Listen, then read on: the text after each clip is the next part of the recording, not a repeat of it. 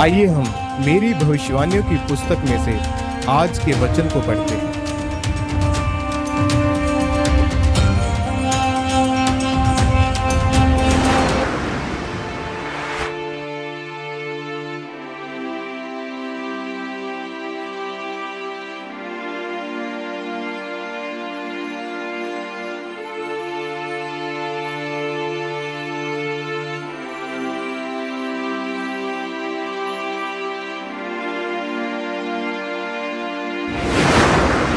परमेश्वर की सोच, जैसे कि यिर्मयाह 29 उसके 11 में लिखा है, क्योंकि यहोवा की यह वाणी है कि जो कल्पनाएं मैं तुम्हारे विषय करता हूँ उन्हें मैं जानता हूँ, वे हानि की नहीं वरन कुशल ही की हैं, और अंत में तुम्हारी आशा पूरी करूँगा। मेरे प्रियो, इस ऊपर दिए हुए वचन में परमेश्वर ने कहा कि जो मैंने तेरे बारे में सोचा है वो तेरे भले के लिए ही है, ना कि तेरे नुकसान के लिए। हम इतने कीमती हैं कि परमेश्वर ने अपना लहू देकर हमें मोल लिया है। क्योंकि किसी को आशीषित देकर ये मत सोचें कि क्या मैं भी आशीषित होने के लिए बुलाया गया हूँ या नहीं।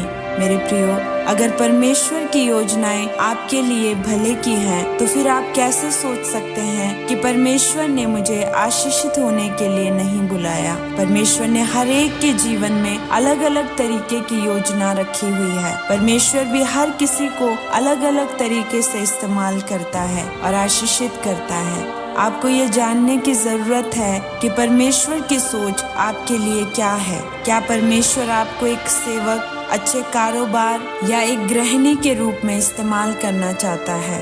जिस काम के लिए परमेश्वर ने आपको बुलाया है उस काम को समझे। आप उसको तब ही समझ सकते हैं जब आप रोज प्रार्थना में परमेश्वर के सामने जाएंगे और परमेश्वर के साथ अपना संबंध मजबूत रखेंगे। फिर परमेश्वर स्वप्न के द्वारा आपसे बात करता है और अपनी योजना को, अपनी सोच को आपके ऊपर जाहिर करता है जो उसने आपके लिए रखी है। बाइबल में जब हम अब्राहम के बारे में पढ़ते हैं तो हम देखते हैं कि परमेश्वर ने उससे कहा था कि अपना परिवार, अपना देश छोड़ और जिस देश में मैं तुझे भेजता हूँ उस देश में चला जा। फिर वह परमेश्वर की बात मानकर उस देश में चला गया जहाँ परमेश्वर ने उसको जाने के लिए कहा था। उस समय परमेश्वर ने जो अब्राहम के लिए सोचा था वो उसके नुकसान के लिए नहीं बल्कि उसके भले के लिए था। जब वह उस देश में चला गया तो परमेश्वर ने उसे बहुत आशीषित किया और उसको सबसे अमीर व्यक्ति बनाया। अगर उस समय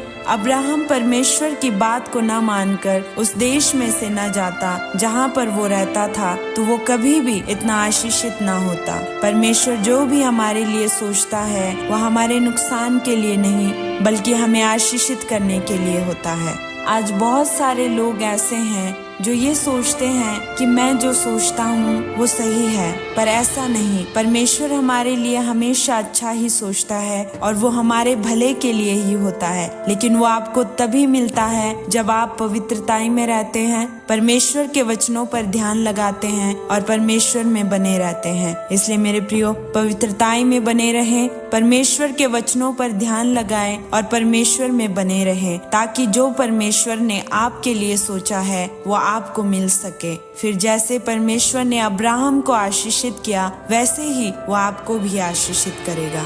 आमीन।